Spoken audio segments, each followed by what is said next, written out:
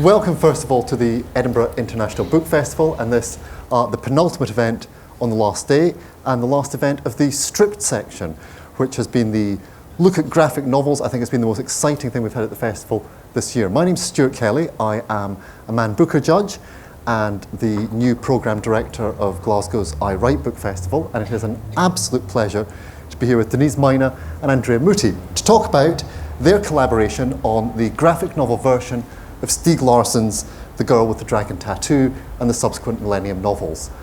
It's an astonishing piece of work. I actively winced. This was a graphic novel that I wanted to look away from quite a few times. In a good way? In a good way. Not because it's so bad. Not, no. Oh, what were they thinking? I mean, it really gets to the absolute core of the books and in some ways transforms them.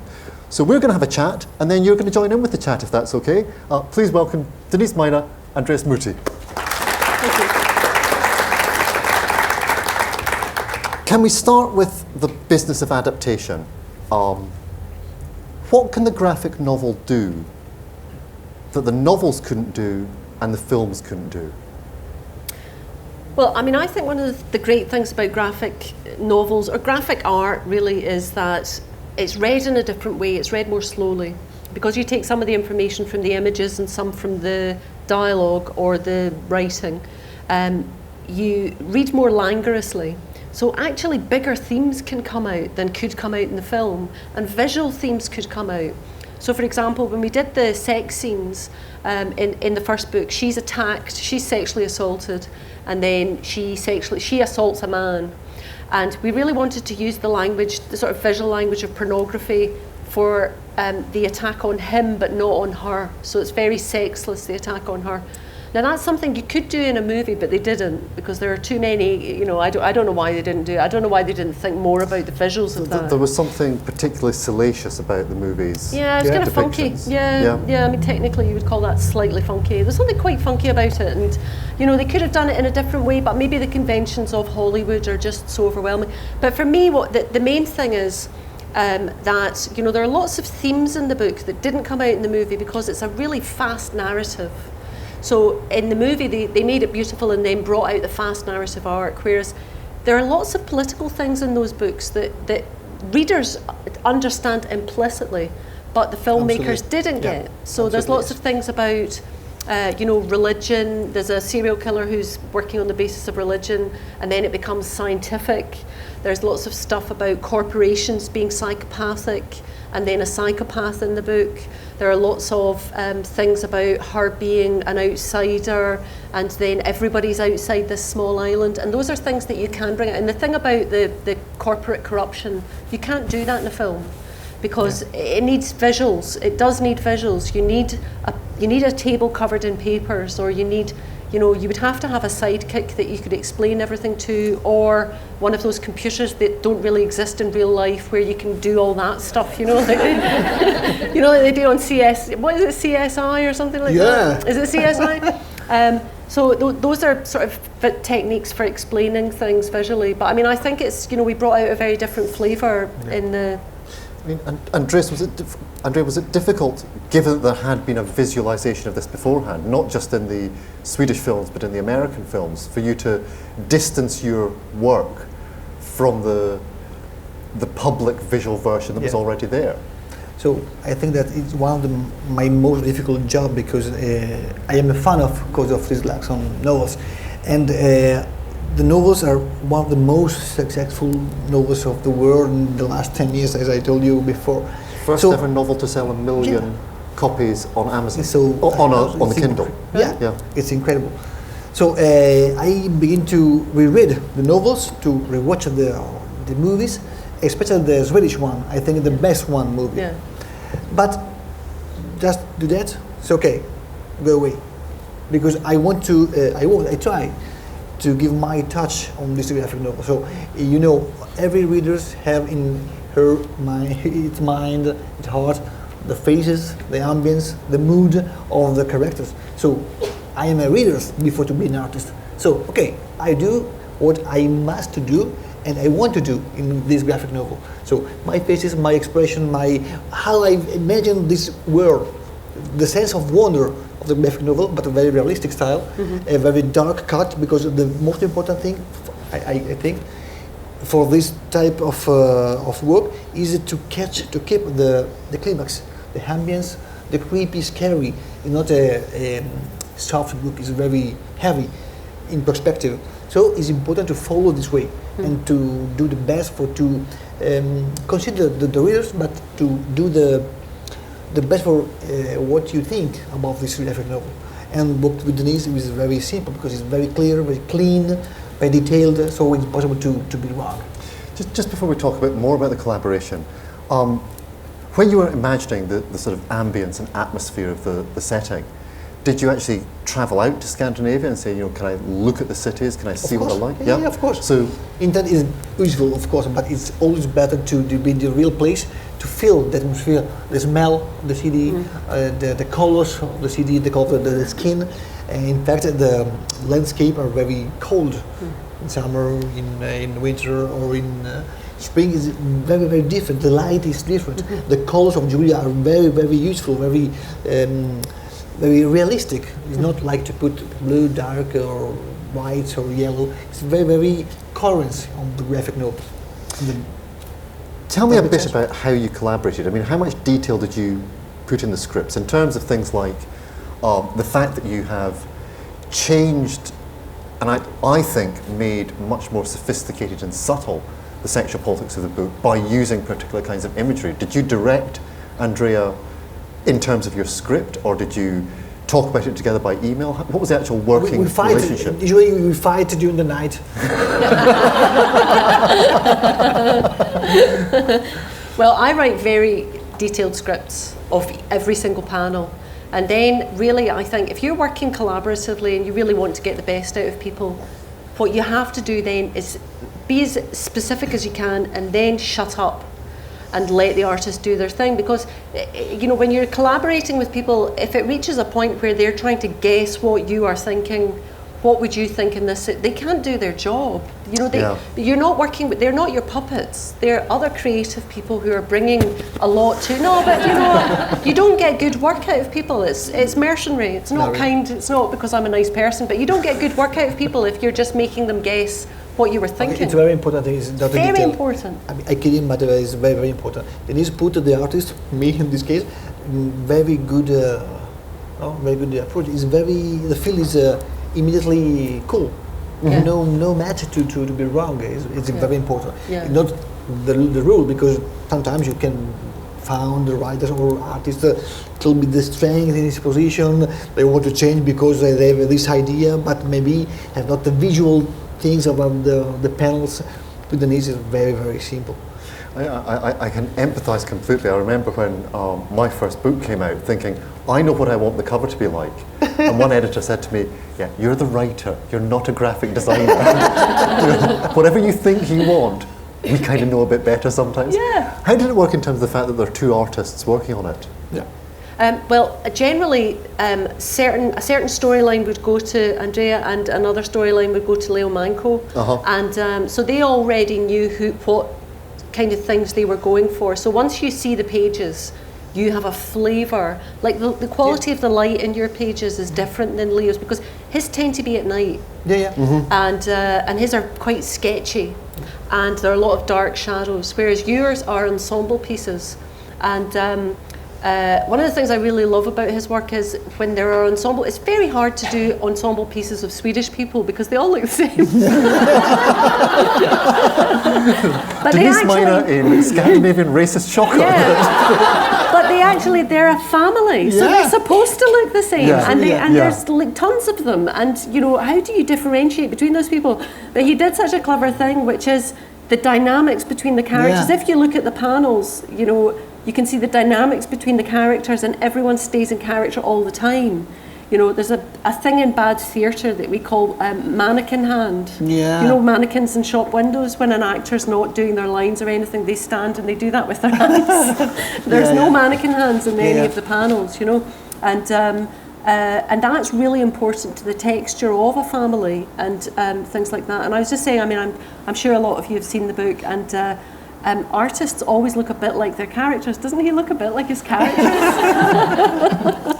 So at the beginning, I was a little bit worried because the two artists, you know, a lot of pages to do. So the deadline was not too long. Okay, when you finish, it's okay. Yeah. So alone will be impossible to finish in this time.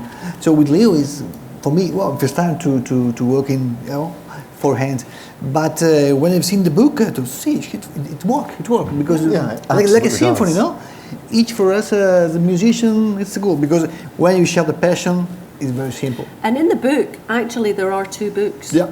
So there is the story Absolutely. of Salander, and then there is the story of the family. Of the family, yeah. And actually, they don't meet until the middle of the second book. Absolutely. You know, so that's another thing you have to bear in mind is that it is a chopped narrative, Yeah. and in a different type of book, it might have been a time slip or something. You know, those books where you're more interested in one character than the other. And you sort of reading on to get to the person you care about. Well, that's basically what the structure of the original book was. And the same thing follows through to the second one. In fact, in the second one, they meet on like the last page or something like that. They never meet. So it's perfect to have two artists, actually. Yeah, so fun. So in the page of Denise's writing is fun because and very cool because you have the time to develop details that seems not important in the novels or in the movies. For example, with Salander that paint her houses, simple connection, but you can feel the realistic approach and the real life of these characters. No? It's not a fiction like superheroes or I don't know ghost hunters. So it's a realistic place in a realistic world.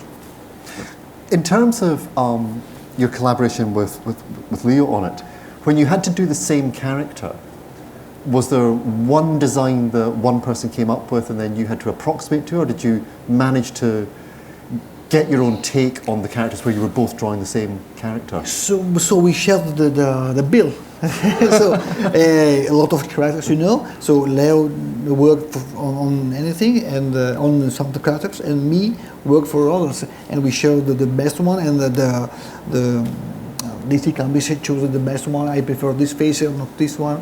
Of course, Salander was very clear, so this is Salander. It's okay. But for the other, for example, Blomqvist, for my view, was more long hair with the glasses, more dandy style. But for the Swedish, hippie-ish as well. Yeah. For me, it's more Blomqvist. For the Swedish, it must be more cold, I think. So it's a blondie, angular, angular, like the actor from Daniel Craig. Yeah, very similar, I think. Maybe too much, but maybe. Denise, I mean, one thing which you have done with this, as I mentioned, is I think you've made the sexual politics far more nuanced and subtle and progressive in some ways, because the books, to an extent, although they were widely reviewed as being feminist fiction, had some fairly anti-feminist moments in it. Did you feel that you were recreating Stieg Larsson? Were you sort of taking ownership of these characters? You know, I think a lot of people read the books quite kindly, and there are lots of things in the books that are not great. As a middle-aged journalist, I have to say that Blomqvist's strike rate is really rather phenomenal. High. And he's a chubby, bankrupt, heavy smoker. You know, he doesn't even have a house. He never sees his daughter. Catnip to the ladies, I have to say. Women love all that, don't they? And but I mean, I think actually Larsson was doing a really clever thing, which was he knows feminist crime fiction. He knows it backwards. And at one point, you know, they're in the cabin and he's always reading a totem of feminist crime fiction. So I think he read a lot of feminist crime fiction and thought this would sell better, which feminist crime fiction wants to use, you know, mainstream media to get different narratives out there about women having agency and women not taking shit anymore and, you know, revenge fantasies and, you know, women being the hero and that kind of thing. But I mean, it was, you know, not that many people bought them. And he thought if you could take these and have more sex in them, then men would buy them too. That's really clever. That's clever, isn't it? That's smart, you know. And then he made the sex quite improbable, which was a bit of a shame. And actually, I just couldn't bring myself to have all the women sleeping with Blomqvist because he just looks a bit dirty. You know, if you don't have sexual hang-ups and you're not from Sweden, you just think that guy's a bit of a slapper. You know, it doesn't do the character any favours. In terms of how you sort of revised the original story to bring a more as I say, nuanced sensibility to it. How did you go about that process? I mean, when you read the book, did you kind of highlight areas that you thought had to be, if not excised, then played down? What was the working? Well, actually, what I did was I read the book, and then I read it again, and I made notes of what happened in every single chapter. And then I went away for a few weeks, because this has been quite a luxury process, hasn't it? Yeah. I mean, it has. We've had time to do it. It's not a big rush. And then went away and forgot the story. And then when you come back to the notes that I've made, if that doesn't, you have to look at the overall narrative arc. And in this particular, the first one we did as 2 books, but the second one we're doing as 1 book. So first of all, what you have to do in comics is you have to have a narrative arc that works overall. And then if it's, monthly or in 2 parts, you have to have a narrative arc that works over that shape as well. Yeah. So I worked out where the narrative arcs were. And actually, the thing about comics is you can't put that much in. So more is left out than is put in. So you just have to highlight the bits that are important. And then I think any interpretation, visual interpretation or a story interpretation, it's filtered through you. So, I mean, he's not... he doesn't have that high hit rate. There's one bit that I took from the American film, actually, which is when she finally sleeps with him. It doesn't make any sense in the book. But in the film, it's just after he's nearly been shot. And you think, she feels sorry for him. It's a pity for him. Yeah. Feel sorry for him. You would, wouldn't you? The guy's just nearly been shot because he's helped. You know what I mean? So that makes narrative sense. Do you know what I mean? Just shifting those scenes around. And so really just to let most of the story fall away. And a lot of things I'm not that conscious about having left out, but they just weren't important. But there are things which are in it which aren't in the films, even though the films, are a fairly radical distillation. I mean, you can watch the film in 90 minutes, 100 minutes. You couldn't read the book in that time. So you did manage to include certain things, like the religion, which was played down quite significantly, certainly in the Swedish film. Why was that important to you to play that aspect up? I just thought it was really interesting. I think he's talking about Sweden as a country changing. I lived in Norway for 3 years when I was a kid. And it was very, very Protestant, and it was very noticeably Protestant. And they had a lot of refugees in Bergen because they felt that this was the right thing to do. I mean, it really informed the culture. And then you go back and it's very different. And especially if you went out into the countryside, it was just a huge part of the culture, and was actually a very good part of the culture. So I felt that would be familiar to Swedish people, that religion had been a big, big decider in the culture, and then that's been taken over by science. So you have a religiously, a serial killer who justifies their behaviour but through religion, and then a serial killer in the next generation who justifies their behaviour through scientific inquiry. And I just felt like, I think he does a lot of those moves about Gothic, Nazism going to modern, cool Stockholm, a lot of those kind of narrative switches, and they didn't really get picked up on in the movie. Which was, but that, even in the Swedish movie actually, and the Swedish movie is almost chapter for chapter. I mean, there's bits in there that are not that interesting, but it's because they're being so faithful to the book. Andrea, in terms of, you were a reader of the book before you were the illustrator of it. Were there particular things that you were keen to incorporate into the visual language of the story, bits of the narrative rather than of just the atmosphere? Yeah, I think, as I told you before, the atmosphere was my first goal. Yeah. Because I have seen the movies, and I've seen the French version of the graphic novels. There's a French version, totally different aspect. A French graphic version or French? Yeah, a French version called Millennium is from Dupuis publisher. It's Belgium. It's from Belgium. Was it Belgium? Yeah. I didn't even know that existed. Only 46 pages for all book 1, for example. So very. I haven't seen it. Yeah, I have seen it. Because, I work for a French market. It's a very good book, but it's very colored. Too much colors for what I mean when I talk about Stieg Larsson novels. So it's not a colors book. No, it's very mist. Mist in heart around the events, the characters. There's no the hero, there's no the cool man, the cool girl. A lot of characters, the interaction, the strange stories behind their life. Berger, long-faced, Salander, of course, his father. So I think that the approach is very realistic, the clean cut, but I'd like to keep the figure from the dark. Like Mina, right? Like Stieg Larsson put in the pages. So the dark is one of the most character. The city is just a background. It's like a dome up of the characters. So I think that the most important thing is to keep the readers on the edge of the reader. Also, always, and you must to close the page with a question mark and to open with we. Open with we. Yeah. I mean, that seems the most perfect description of what the joy of the comic reading experience is. Yeah. That, to close on a question mark and open on we. But, in terms of the second book, you've decided to do that as one book. Will it be the same page extent, or is it? Yeah, same page. Yeah. Why have it as Big one Bible. book rather than split in half? Is that because of the way that the arcs work that you need to get? No, it wasn't an artistic decision. It was a publishing decision. Yeah, I think people bought the first book and they were disappointed it wasn't the whole book. And then DC just decided to do the whole thing as one. So it's like, it's 80,000 words. I mean, it's the same as a novel. Writing a script for a comic book is the same as a novel. That's a lot of people don't realise that. They think you just write at the top. They find a dog. I mean, it doesn't work. It's very, very detailed. Where does that come from? It's very detailed, and it is the same word count as a novel. Sometimes more. And so they've just decided to do it as one book. But I think it's because a lot of people bought the first one, and then they were annoyed that they didn't have the second one, and then some people bought the second one and didn't realise. So Yeah.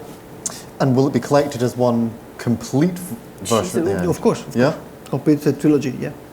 Really? No, but in one volume, all three books. No, three books for. It's just three books. Just three books Yeah. in that form. I mean, it's fascinating that DC decided to do this. I mean, why? I mean, given that. Why are they paying us all this money? We're having a great time. This is the best job I've ever had. It is so interesting. It's so stimulating, and it makes you think about storytelling in a really technical way. I was talking to Pat Mills on the phone, right? And I don't know if you know Pat Mills, martial law, everything. Nemesis the Warlock. Everything, right? ABC and, Warriors. And just comic book writers are so technical. It's shaming. Because novel writers talk about, I just felt this was important to humanity. And comic book writers are like, okay, so we've got a narrative arc that lasts for this beat and this number of beats, and then we need a cliffhanger, and then we need a wow, and then we need, just the technical knowledge that you get from writing comics is so much more intense, and it's just a fantastic writing experience. I mean, I don't know if you felt that it's been a good experience. Absolutely, yes, absolutely. I totally agree. Compared to, you've worked on some of the big things like X-Men, you've done Star Wars. This is a very different kind of project because it's so realist. Absolutely, Do you have a preference for which form to work in? No. My preference is about realistic stuff.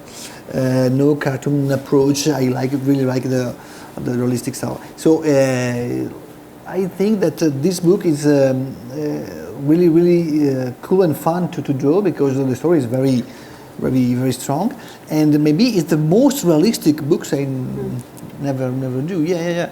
Because there's no fiction in this book, and Denise have time to dig in the characters, and we have time and room to develop details about this or that, and it's very important, very, very cool. And I'm so curious about the script.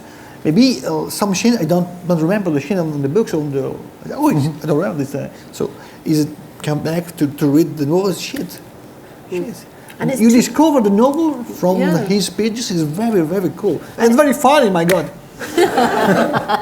I mean, it's 280 pages each book. Yeah. So we get to know the characters really well and really spend time with them. And actually, you would think if you were spending that much time with someone else's characters, you'd end up hating them. Yeah. You don't, actually, because, there are always new ways, new compassionate ways to see the character. And so much happens in the books. It's, there's always more to dig out, isn't there? Yeah. Yeah. In fact, for my part, I try to find a different style of work respect to the others.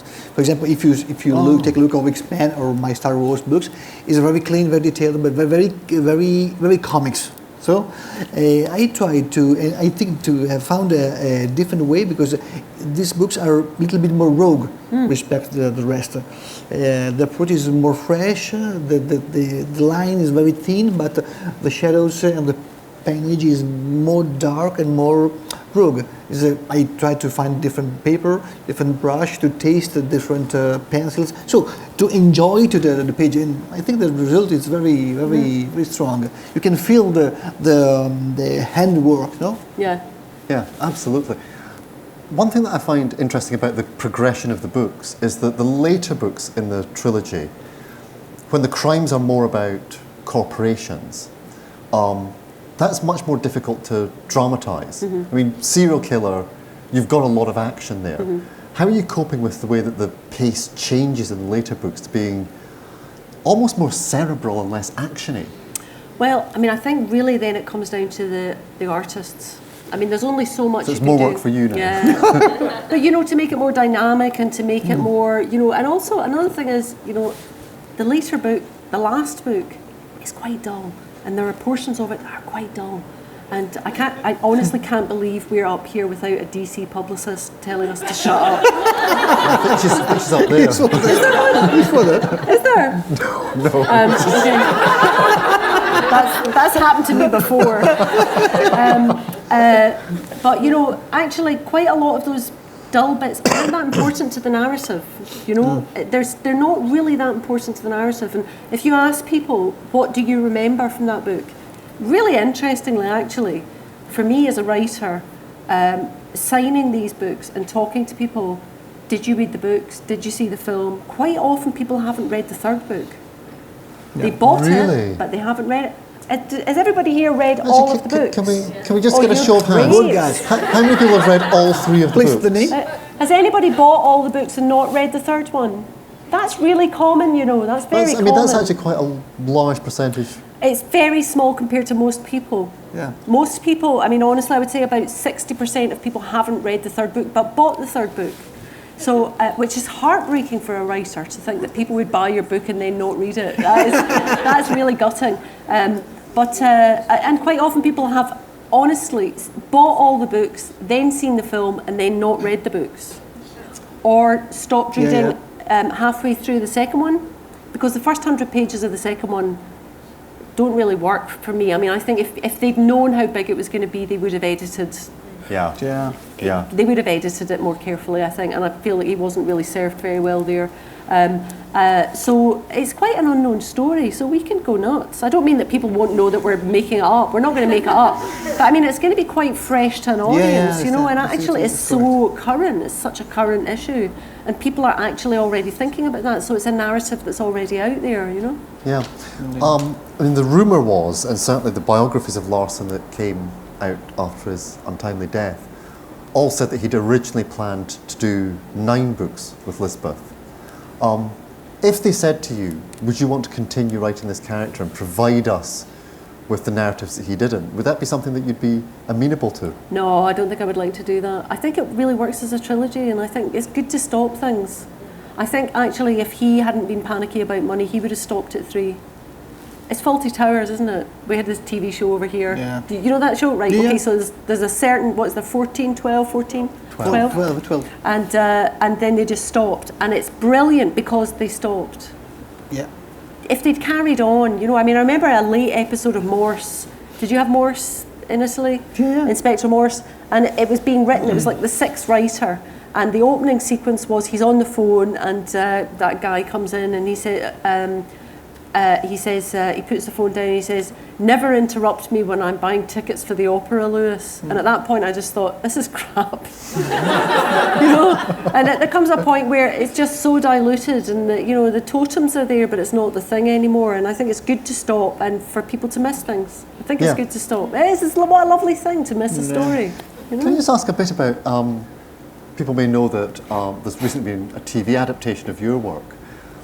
What's it like seeing an adaptation of your work when you're working on an adaptation of somebody else's work? Well, Does it I mean, make you I've more been sympathetic? spoiled. No, I've been quite spoiled because I really love the adaptations of my work, and I love them because they're a little bit cheap looking. And the budget was small, you know, the budget was small, and everything's a little bit clunky, and you know, I really love that. I think that's great. I mean, I think if it was a big lavish production, the whole essence of the thing would have been lost. And also, I really love the writer. I think he's a beautiful, really underrated writer, Davy Kane. He wrote films and directed films, and then he had a family, and he decided that was too time-consuming. He didn't want to do that. So The Field of Blood 1 and 2 are the first thing he's directed since, and he brings a real lightness of touch.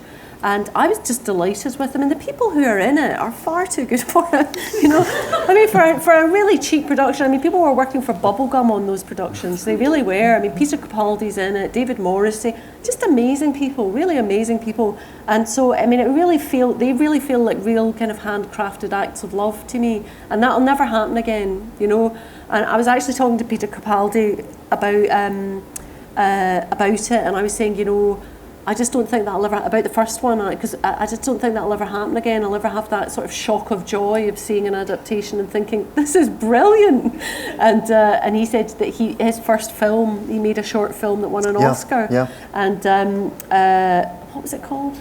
What was it? Franz Kafka's It's a Wonderful Life. And I was going to say the Wonderful Life of Gregor Samsa, I was going to say. You know what, I'm feeling my way. And he said that, you know, it would never be that good again, and he knew that. His wife was the producer. They knew it would never be that good again because it's the first one, you know. You know, I mean, I think if you sell the rights to something, or if you work with an artist, again, the way to get the best out of people is to step back. So I didn't have anything to do with the production, and I went on the set a couple of times and had lunch with them, and that was it really. I mean, I really didn't have anything to do with the production, and the writer, it was all his stuff, and he made a lot of changes. And they're doing the third one. They're going to do the third Field of Blood one, and they said to me, do you mind if he makes these changes? And I said he can do whatever he wants, because I think he's great, and I think what he does is great, and it's not the same thing. I mean, I don't think for a minute that Stieg Larsson would read the comics and think this is a page-by-page copy of my book, because he loved comics. Yeah. So he knows what comics are, you know? So I think he would have been fine with it. Yeah, that's right. One thing that's been interesting about the whole stripped part is that this has been a celebration of graphic novels. And yet, I've chaired quite a few of the events. The novels tend to be novels first and then become graphic novels, whether it's your version of the Stieg Larsson, or Martin Rosen's version of Lawrence Stern, or Rob Davis's version of Don Quixote. A great many of the other events, the graphic novels aren't novels at all, they're memoirs, or they're acts of reportage. And I was wondering, why is it, do you think, that we have so few genuine graphic novels, actual storytelling in graphic form? I think they're very expensive to produce, and I think the publishers need to know it's going to work. Yeah. And if it comes from a book or it's a memoir, then they feel a bit more comfortable. But most comics don't make money. Yeah, of course, it's a business, no? But I think that, for example, in the Stieg Larsson novels are not an action novel, so there's few action in these pages. So for an artist, for example, the best is to have very action or crash bang, okay? But when you have a good rhythm, good storytelling is very, very clear, very fast, is very thrilling, it's very like the movie. Not necessary to have a gunfight or to have monsters or to have ghosts, but the rhythm, the story, the characters, and the mood is the best, like in music, no? Yeah. It does seem that where there are proper graphic novels, you know, fictional storytelling in graphic form, it tends to be by people who are both writer and illustrator. That you rarely have a situation where you have a writer with a different illustrator producing that fictional form. I mean, have you done any work of your own where you do the story as well as the illustration? Yeah. Yeah? And has that been in fiction or has it been in... Yeah, I worked, it's not my first time with the graphic novels, and it's like you say, it's like in the direction, and I think that, for example, one of my old graphic novels has been a movie, so novel, graphic novels and movie, so you have different approach and different passage, no? You know, it's not like novels comics and movie. So I think that the way is, like you say, is that one. I think so. I mean, Chris Ware, who obviously is a graphic novelist in the fictional form. And you maintain the sense of wonder, of course, of the graphic novel. So it's important. I mean, that sense of wonder, which is right the way through, this work and through Chris Ware's work. He said the important thing about comics is what happens between the panels. Yeah. Is that something you sympathise with? I mean, of course. Yeah. Oh, the white is the mood of the readers. The readers must choose what happened here. Yeah, it's part of work. And that's changed the way I write novels. Because you really? Yeah, totally. Of course. Because you trust the reader much more. Of course. And because you become so aware of how much work the reader is doing in the valley, and how prepared readers are, and how much more invested they become. Yeah. One of the things I really noticed, two things I really noticed moving into comics was, first of all, how invested the readers were, because they're ferocious about it, and sometimes wrong, and sometimes misogynistic, and sometimes mental. But really invested, really feel real strong sense of ownership. You don't get that in novel writing. It's very different. People are, I don't feel I really understand that, or do you know what I mean? Or people stop reading halfway through. I don't know anyone who buys comics and stops reading halfway through. I think that as a normal reader, not a comics reader, but a normal reader, take the book and move the pages, is understand what happened, and can understand what happened without reading the text. Yeah. And is the best, the goal, you match. Yeah. It's very important. It's not the low, Too much time I take the comics, what fucking happened? But the good way is to put the picture, okay, I understand what the writer and the artist want to tell me, want to say. It's very important, without read before. So, okay, I can take it. Yeah. I mean, it's fascinating what you say, Denise, about how that idea that the reader exists in the points between the panels has changed your practice. This is called valleys. The valleys. I was interested, Andrea, in terms of when you're actually constructing the images, how do you think of the reader and what their mind is doing in that valley when you're putting together a series of images? I mean, is there a sort of technical way that you think through this gesture can lead to this gesture, or? So, Sergio Bonelli Editore is one of the most ancient publisher in Italy. He just died 2 years ago. And his father, when I met him 20 years ago, told me that the readers must to catch in this little part of white the sense of form, the sense of the magician, because this is the movies for the poor people. No? Oh, yeah. It's very fun. Movies for the poor. That's a lovely phrase. Yeah. Of course, he was really an old man, but I think that it's not wrong. No? So you approach this media with the respect for the readers, for the work, for the realistic style, for the authors that you involved, and I think that he's really, really right. I share this idea. Yeah. Are there any particular books you would love to do an adaptation of?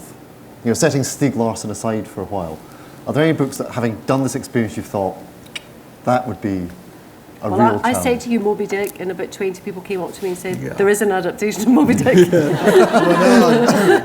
Well, apparently there's a page for every day in Moby Dick. But I would love to do Heart of a Dog by Bulgakov. I think that would be great. We could do that. Yeah, let's do that. Yeah, that'd be great. Actually, I just thought of that. That'd be great. I'd love to do that because it's very, very funny, and it's very visual, and it's all about a dog dreaming, and I think that'd be great. Let's go. Andrea, have there been any projects that you've particularly thought, I would love the chance to illustrate this particular? Oh, it's too much. With Denise, I like her work in Hellblazer, for example. Yeah, we were going to try and do Hellblazer together. Of course, I love his touch. But Hellblazer is gone now. Well, we can do a retrospective one-off. But kind of got. Is it possible it's to John have Constantine now that they? The dark now that it's in DC rather than Vertigo. I mean, it seems. But we could we can do that. We can do You'll that. make you sick. Don't worry, it'll still be versatile flavoured. I discover Denise in Hellblazer. It's a pity that in Italy there's no traduction. Your book is a shame. Eh? No, there were some, and then Gwanda. Gwanda? Yeah, they published loads of my books, and then it just kind of disappeared. That's it. So it's cool. I don't know what languages I'm published in. You know, whenever people say, and she's published in 26 languages, I always think, am I? I don't know. Or when someone says I'm published in all these languages, how can you even remember that? I don't know. I'm just in a blind panic. But Gwanda, some of them anyway. Some of them anyway. But because detective novels are a big thing in Italy. Yeah, and they're taken very seriously, read very seriously. Perhaps read more seriously, I think, than we read them in the UK maybe. in some ways. Yeah. But so if there wasn't a particular thing that you wanted to illustrate that way, are there any particular characters? You've obviously done X-Men, you've obviously done lots of work for Vertigo with DMZ and with Executor. I mean, is there any particular character you think Batman. Batman. It's always Batman with you guys. Why is it with the Batman? dark is Batman. Yes. I mean, would there be a particular variation of Batman that you'd like to do? Do you want to do the kind of not Batman detective? Well, no, I meant more in terms of, we've had very dark Batman, we've had quite sort of comic Batman. Chibi Batman. Yeah, Chibi Batman. When I see Batman, it's okay. Any Batman. Any Batman. No, I think that the more darker, Uh-huh. I don't think you should try and do a kid's Batman. No Jim Lee. I think that would be very disturbing. One thing about these, which I was incredibly impressed with, was the way in which you included pages detailing statistics about sexual crimes and sexual violence in Sweden. Can you talk a bit about why you wanted to have those pages in? First of all, from the writing point of view, and then what it was like to illustrate those pages, because I mean, some of the illustrations are amongst the most, I think, troubling parts of the book. There's a wonderful sort of pin-up one in this one. Right the way through, we've got really striking images to accompany it. So, as writer, why were those parts important? Those pages were in the book. So right from the off, he set out a stall, and I felt that, I feel like Stieg Larsson was really genuinely concerned about gender politics, and then it became about a lassie who rides a motorbike and wears lots of makeup. Actually, I used to wear makeup like that. It takes hours to put on, and it almost immediately runs. So I don't know how she was managing to wear all that makeup and do the things she was doing in the movies. Do you know what I mean? Because she's always perfectly made up, and if you were a goth, it took forever.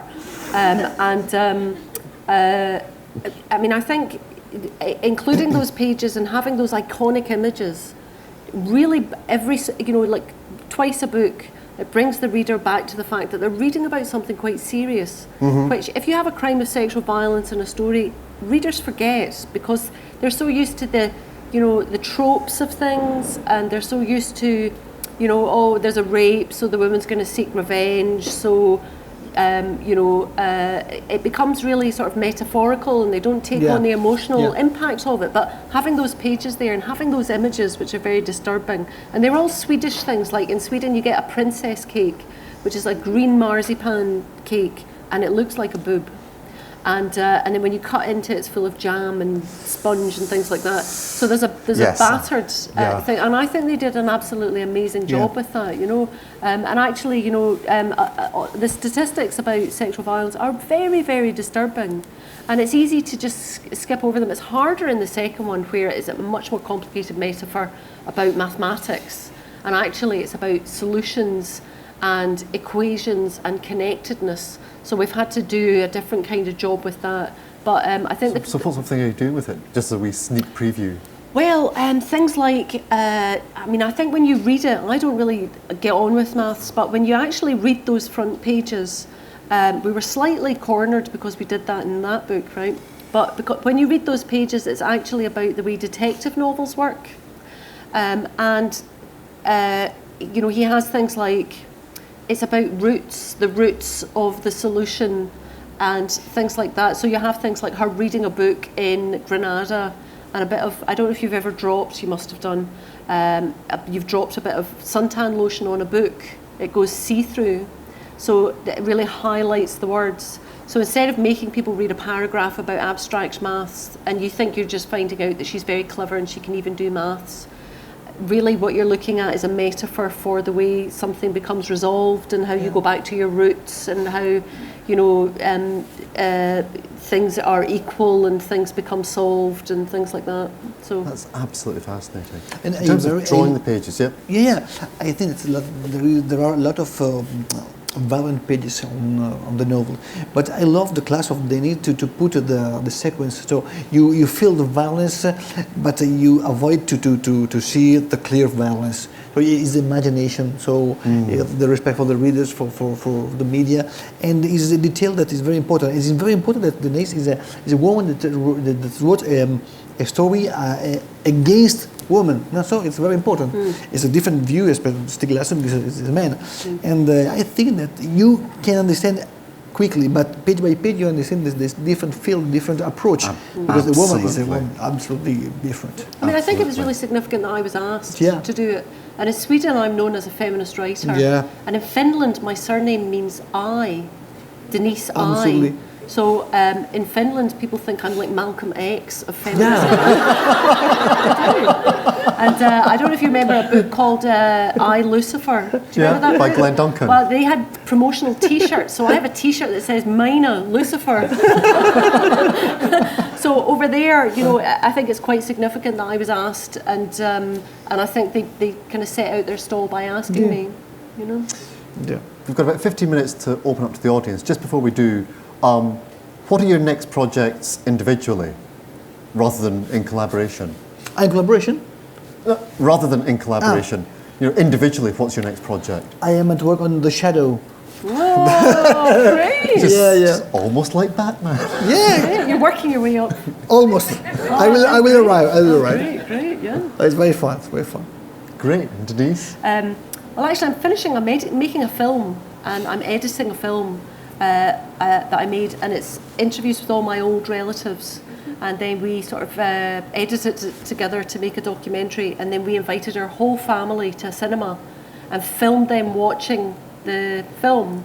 So we've intercut the film with them watching it, and the old people, you know, some of them are like, oh, they don't like to see themselves. My mum, she's like that. It's me. And the young people are just like that. Oh God! Oh God! They're chewing their jumpers. So we've edited all that together, and my cousin's a filmmaker, so we made it together. And our other cousin is a musician and a sound engineer, and he's doing all the sound and the music. How do you cope doing so many different things? I mean, between the novels and the graphic novels and the adaptations and the filmmaking, and you've done verse plays and you've done, you know, so many different things. I mean, is that difficult to sustain, or is it just taking the opportunities when they present themselves? It's really just taking the opportunities when they present. I mean, I've always sort of taken the position that, you know, I'm very lucky to be doing what I'm doing. Nobody's watching. You might as well have a laugh if you feel like doing. I mean, I think it's really important not to take yourself too seriously and be prepared to fail. If you're prepared to fail, you can do anything. You know, and as you can tell from my outfit, I'm not averse to making a fool of myself. and actually, do you know, as a woman artist, the truth of it is, some guy will do everything I've done in 15 years' time and get the credit. So fuck it, you might as well just have a laugh and just, you know, do you know what I mean? True though, you know. Let's see, we've got 10 or so minutes for questions. There's a roving mic going around. Errol? If we come to... Oh, sorry. Well, if we go to Errol first and then to this person here. Or we can do it the other way around if you want. Go to you. Given the fact that the graphic novel is tightly scripted and each page is constructed very carefully, moving on to electronic publishing, you mentioned the Kindle, you know, 1 million copies of the written version, which the words, the paragraphs, the chapter structure remains the same. It's a much more interactive experience, isn't it, if and when your book is published in Kindle Fire or iPad, because the reader can alter the brightness, so your colours are going to be different, can turn the iPad sideways, so instead of being a full page, it's only half a page in display. Do you feel any sense of outrage of proprietarial ownership of the book over this, or is it something you would welcome? That's probably more relevant to you. I think that it's a good media. I am a fan of the paper, you know. no? But I respect this new way of. The important thing is to read. I think, no. Yeah. So I know I'm passionate. I'm not really old, but I really, when I buy a book, I love to smell the pages. The same for the page to work. A lot of my colleagues work with the digital pencil, like Cintiq, the digital tablet. I don't know. I prefer to have the brush and the pencils and to be the hands dirty. It's a dirty job, but someone to do that because it's fun. And I remember when I began the job 20 years ago. So fuck, I am really old. Yeah, so, okay. yeah, we both are. But really, I like it's funny to discover new inks or new pencils or new paper to have a different effects. And I love this part of my work, so I prefer. But I respect this new media. It's normal. Mm-hmm. I must follow and hope that everything will be okay. It seems that comics have the relation between graphic novels and comics and new digital platforms to read on is rather different from what we've seen with the novel. Particularly because things like turning the page in a comic is so important. Yeah. What's the reveal? And the idea of being with these sort of guided forms where you get it sort of panel by panel and the reader isn't allowed to linger in between, it turns it into more like a movie. I think that the iPad or the digital version, the problem is the art. Not the reading, because the art you can see the reflex. So I have seen a lot of comics in iPad, so it's not bad. On the train, on the flight, it's okay. But when you're at home, it's difficult to have a real feel about the effects. You can enlarge, but it's not the same. But okay. I mean, is there an issue with colouring in terms of because it's so subtle in this that when I've looked at things on my iPad, occasionally there is something a little bit too stark about the colours. It looks slightly too heightened. Yeah. Whereas the mutedness of this is what gives it its real beauty. It seems that they haven't quite sorted exactly how the digital platforms might operate this way. I think that's true, and it's all very new. But I mean, I think what you have to remember about comics is most people can't get them. Yeah. If you talk to people in India, they photocopy comics because they can't buy them. If you talk to people in Trinidad, they can't buy them. And so if the only way they're going to get them is by photocopying them, it's better that the colours are slightly off if they're getting them digitally. And another thing is people can read them on their phone, and even if they're reading them one panel at a time, it's better than not reading them at all, isn't it? But I mean, I'm the same as you. I'm very fetishistic about. Yeah. Are you most of you like that? Maybe it's a generational thing, but to have your books and one comics writer. It's part of you, no? It's part of you. It's not like a click. Yeah. One comics writer did say to me when I was lamenting the state of the newspaper industry at the moment that the difference between comics and newspapers was that nobody really had 30 back years of The Scotsman in the Attic that they would lovingly go over and check, let's just see what happened in 1979 again. Errol, I think there's a question here. Yes, thank you very much. This was fantastic. Congratulations on The Shadow. Very, very excited. Thanks so much. So Alex Gray, crime author, mentioned that she felt that there was a large similarity in the cultural national psychologies between Scotland and Sweden. And I was wondering, to Denise, I would ask, is this something that you felt or empathized with in this project? And to the both of you, I would ask, was there a sense of responsibility in portraying this culture in this project? It's a fascinating question. But I don't really feel that Scottish. I have to say, I'll tell you, Robert Pinsky told the story about during the First World War, there was a fight. The Belgian army were fighting with each other. The Walloons and the Flanders were fighting with each other. And the general got so fed up, he said, all the Walloons go to one side of the room. And they all went to one side of the room. And he said, all the Flanders go to the other side of the room. And they all went to the other side of the room. And there was one guy left standing. And he said, and where are you from? And he said, I'm Belgian. And the general said, what's your name? And he said, Mordecai Goldman. So I'm Mordecai Goldman because I grew up in Paris and Norway and Amsterdam and another expatriate from everywhere. So I'm Mordecai Goldman. So I don't feel that Scottishness has really affected me so much. Living in Norway more, and actually because Swedish people get very cross when you get their culture wrong, and there's an IKEA in every town, there's no excuse, really. And really, because you look at the colours and you look at the type of food, and you know, there's really no excuse to get it wrong, and it's a nice way to spend time doing research. But for me, the big thing is the colour of the lights. Which you've captured perfectly, because it's so different there. I mean, if you go to St. Petersburg, it's slightly more green, but in Sweden it's slightly yellow. That's the most important thing for me, you know. But I mean, I don't know if you felt that you were. About the photo, I went in Stockholm. I agree, because what I can say, I can. It's okay. It's okay. It's perfect way. I'm afraid we're almost out of time, but if you did have questions, I'm sure that Denise and Andrea would be happy to speak to you in the signing tent next door. Before we thank them, could we just thank Joe, who's been signing right the way through the event? Thank you very much. It's been a fascinating hour. I know we could have gone on for another hour. Come and chat to us in the bookshop. Just please join me in thanking Denise and Andrea. Thank you.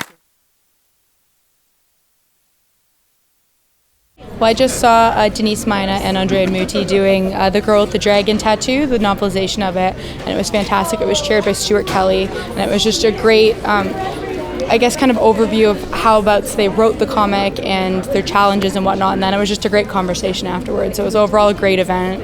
Well, I think it was more so about how technical comics are as compared to novels, because I'm an aspiring writer as well, so just to know that those two are actually quite different ways of storytelling, and to actually hear that the comics are more technical than a novel, it was surprising as well as, I guess, hopeful, because that means novels won't be that hard. I think that comics and graphic novels definitely deserve a bigger part in the literary form. I think for some reason they're frowned upon or looked down upon, and I think after going to this event, especially speaking about how technical comic writing is and also how popular it is, you don't get all those fanboys for nothing. So I definitely think that next year the festival should continue with the stripped portion of the show, because it was fantastic. My first time at the book festival was last year, and I'd only been to a couple of events, but from the first event on, it's been a great experience. I saw Zadie Smith and China Mieva last year, and then Kate Moss and Denise Mina this year, so it's just been quite an experience for me. I went to see Denise Mina and Andrea Mutti about their collaboration on the adaptation of the Stieg Larsson novels. I read the original, I read the novels in the original language, and I'm quite keen on Denise Mina as a crime writer, and I really like comics, so this event brought three of my favourite things together, so I could not go. I was interested in the differences between writing a novel and writing graphic novels. Obviously, I understand that there's a difference in process, but it's interesting to get a bit more information about that. And it's always really interesting to hear from an artist, because I'm a technical writer myself, so I'm all about words, and then hearing how somebody interprets words into image is fascinating. I don't think there's enough comics in mainstream literature. I read a lot of comics. There's a lot of really, really good graphic novels out there. It's a fabulous way of telling a story. And I think it's absolutely wonderful that they've made it into the book festival. And we have had, Alan Moore before, and Grant Morrison and Neil Gaiman, but they are quite special superstars, so it's rather nice that we're getting a bigger forum for other voices as well. I'm a writer. I'm a technical writer by trade, but an aspiring fiction writer, and going to the book festival is just brilliant. You get a lot of inspiration, you get little tips and techniques. You also find that people who have been writing for 20, 30 years come across the same problems that you do, which is really heartening, and it's something very friendly and open about the event that I like. I think the book festival is just a lovely place to be. It was fascinating. The event tonight was great because I'm used to reading novels, and I've read all of Denise Mina's novels, and I've read Stieg Larsson's books, of course, but I haven't really read many graphic novels, and it was really interesting hearing about the process that goes on. It made me really appreciate what it must be like to collaborate. They talked a lot about that. It was fascinating. They talked about the kind of the white space between the panels and how the reader, so much happens in that white space. And I thought, well, that's true, because, to go segue from one panel to the next, your mind just takes this huge leap in between those two panels, and they talked about that. So I thought that was quite interesting that they brought that up. In terms of bringing comics into literary space, I'm a writer myself, and one of my teachers at one point had said that he thought that I should write comics as practice, not because that's what I was going to do someday when I grew up, but that it was a really great way to focus. And I'm excited to read these because I have not read a lot yet, other than like when I was a kid. And your comics are probably really different from ours. You didn't have like Archie and Betty and Veronica, did you? You did? Okay, well, that's what I think of when I think of comics. Not this, but I was looking at this in the bookstore and going, wow, this will be a very different experience from reading the books, from reading the trilogy. If I could have spent my whole time here, I would have. I love books, and when I travel, I do take my Kindle, I confess, because otherwise, when I used to travel, I'd have like 20 pounds of books because I can't stand being without a book. And being in that bookstore, I really could have spent hundreds of pounds. I had to control myself. And, unfortunately, I didn't really find out about this book festival until a few months ago. And a lot of what I wanted to see would have been, a few weeks ago, or, in the start. I'm only here for 2.5 days. So I'm really fortunate that I got to see this. I would definitely come back just for this festival. It's awesome. And you have so many different kinds of writers, and it's not just one or two genres, and it's not yes, you've got the famous people. I'm sorry that I missed Margaret Atwood, but then you've got all kinds of fascinating people that I haven't read or I haven't even heard of. I'm from the States, and even though I do read a lot, I haven't heard of many of your writers. So I truly, this is like heaven for someone like me.